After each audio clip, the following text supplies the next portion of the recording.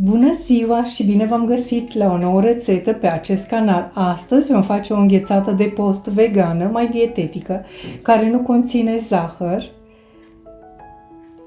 Această înghețată este cu căpșune, pentru că tot este sezonul lor. M-am gândit să fac și o înghețată. Pe acest canal veți mai găsi încă două rețete de înghețată pe care o să vi le las sus în dreapta și jos în descrierea videoclipului. Atingeți acolo unde scrie altele sau mai multe și se va deschide descrierea acestui videoclip, unde veți găsi rețetele și ingredientele pe care le-am folosit pentru această rețetă. O să vedeți că nu sunt multe, sunt doar două ingrediente de bază. Eu am spălat 600 de grame de căpșune proaspete, le-am spălat foarte bine, le-am curățat de codițe și le-am pus într-un blender, le-am mixat foarte bine, cu o lingură cu vârf de amidon alimentar de tapioca sau puteți folosi de porumb. Am adăugat și o lingură de lecitină de soia și 20 de picături de îndulcitor stevia lichid am folosit eu, care este echivalentul a 4 linguri de zahăr. Acum folosiți ce îndulcitor vă place. Și am adăugat și puțină esență de vanilie naturală. Am pus într-o tigaie antiaderentă pe foc mediu, dar puteți folosi și un vas cu fundul mai gros.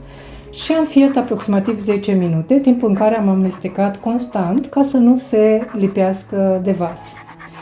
O să vedeți când face bule, opriți focul și lăsați să se răcească. Apoi vom pune într-un vas 800 de grame de cremă de cocos, deci două cutii din acela de cremă de cocos, sau puteți folosi chiar un lapte de cocos din acela mai gros, că este lapte care este exact cum e crema, foarte gros, și am adăugat căpșunele gătite. Eu le-am pus într-o mașină de înghețată, așa cum se vede, un aparat de înghețată, dar dacă nu aveți, nu este nicio problemă. Am mai adăugat și puțin îndulcitor, tot aproximativ 20 de picături și esență de vanilie naturală și am amestecat bine cu un tel, pentru că nu știu cât de mult va amesteca acest aparat. La fel, dacă nu aveți aparat, amestecați cu un tel sau cu un mixer, amestecați foarte bine, iar apoi puneți într-o cutie la congelator pentru o oră și apoi scoateți și mai mixați încă de câteva ori. Deci mai puneți o oră, iar mai mixați, iar mai puneți la congelator și iar mai mixați ca să nu formeze acele ace. Eu am lăsat în acest aparat pentru 40 de minute înghețata. Așa arată după 40 de minute, deci vedeți că nu este foarte tare și acest aparat mai mult de atât nu o poate face, pentru că paletele vor merge din ce în ce mai greu până se vor opri.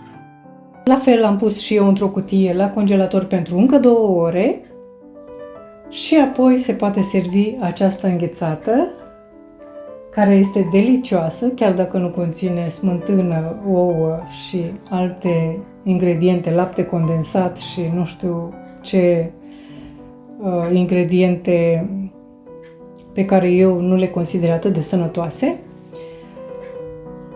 Eu vă doresc poftă bună, vă mulțumesc pentru vizionare și vă aștept la o nouă rețetă data viitoare.